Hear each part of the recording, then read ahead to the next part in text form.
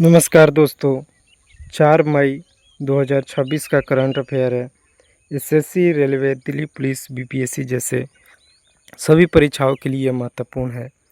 दिए गए प्रश्न आपके एग्ज़ाम पॉइंट ऑफ व्यू से इम्पोर्टेंट है, तो शुरू करते हैं, लास्ट तक बने रहिएगा। पहला, महेंद्रगिरी यार्ड 12,654 किस श्रेणी के जहाज़ से संबंधित है? तो यह संबंधित है ऑप्शन बी, नीलगिरी श्रेणी से संबंधित है महेंद्रगिरी यार्ड 12,654 जहाज। यह अच्छा प्रश्न है। अगला, पाक जल डमरू मध्य को 9 घंटे 50 मिनट में तैरकर पार करने का विश्व रिकॉर्ड किसने बनाया है? तो यह बनाया है ऑप्शन सी, ईशांक सिंह।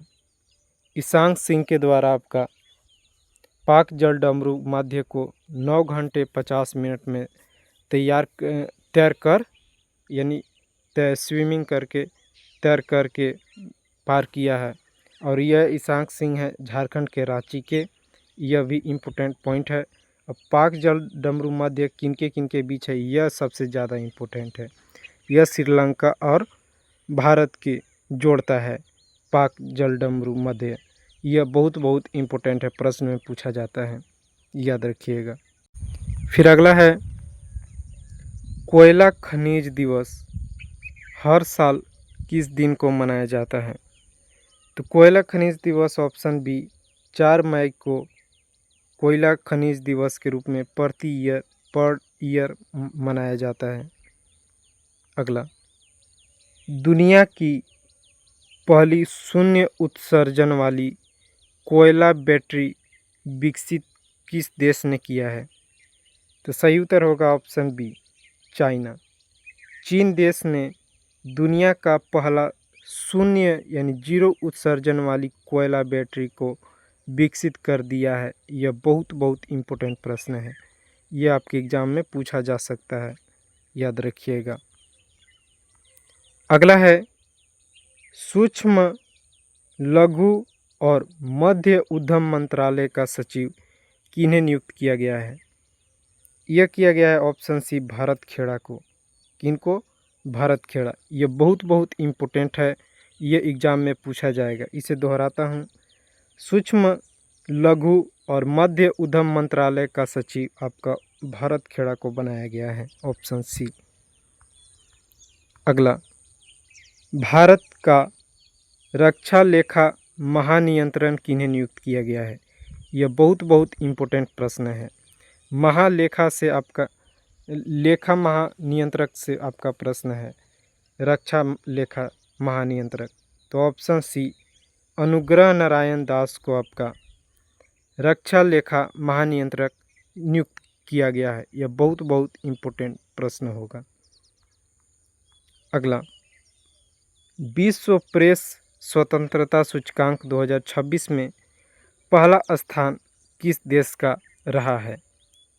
तो यह रहा है ऑप्शन बी, नॉर्वे देश। नॉर्वे देश आपका विश्व प्रेस फ्रीडम सूचकांक में आपका फर्स्ट पोजीशन पर है। और भारत की बात की जाए तो 180 देशों में भारत का रैंक है 157 रैंक है। यहाँ पे एक रैंक का मतलब है इसमें प्रेस स्वतंत्रता का सबसे ज़्यादा स्वतंत्रता से यह प्रेस कर सकते हैं, यानी न्यूज़ चैनल स्वतंत्र रूप से न्यूज दे सकते हैं। और 157 रैंकिंग पर है भारत, यानी खराब रैंकिंग है। अगला, रक्षा वित्त सचिव के रूप में किसने पदभार ग्रहण किया है? तो सही उत्तर होगा ऑप्शन सी, विश्वजीत सहाय आपका रक्षा वित्त सचिव के रूप में पदभार संभाला है। यह इम्पोर्टेंट प्रश्न होगा, याद रखिएगा। नए जो नियुक्ति होते हैं, पदभार संभालते हैं, उनसे एक इम्पोर्टेंट हो जाता है प्रश्न पूछने का। अगला है, एनसीएलटी का नया अध्यक्ष किन्हें नियुक्त किया गया है? एनसीएलटी का यह किया गया है ऑप्शन ए अनुपिंदर सिंह ग्रेवाल जी को। बात करें NCLT फुल फॉर्म का तो इसका हो जाता है national company law tribunal. National company of law tribunal इसका फुल फॉर्म होता है, जिसके नया अध्यक्ष नियुक्त किए गए हैं अनुपिंदर सिंह ग्रेवाल। यह इम्पोर्टेंट होगा। फिर अगला है नीति आयोग के पूर्णकालीन सदस्य कौन बने हैं। यह बहुत इम्पोर्टेंट प्रश्न है। इससे कह सकते हैं 100% चांस है कि आपका रेलवे में प्रश्न पूछा जाएगा आगामी एग्जाम में। तो इसका सही उत्तर होगा ऑप्शन सी, यानी ए और बी दोनों। डॉक्टर जोरम अनिया और डॉक्टर आर बालासुब्रमण्यम जी को नीति आयोग के पूर्णकालीन यानी पूरे जो टाइम काल है उनके लिए सदस्य बनाए गए हैं, पूर्णकालीन सदस्य। ये बहुत इम्पोर्टेंट प्रश्न है। यही प्रश्न समाप्त होते हैं। वीडियो अच्छा लगा तो चैनल सब्सक्राइब कीजिए। धन्यवाद।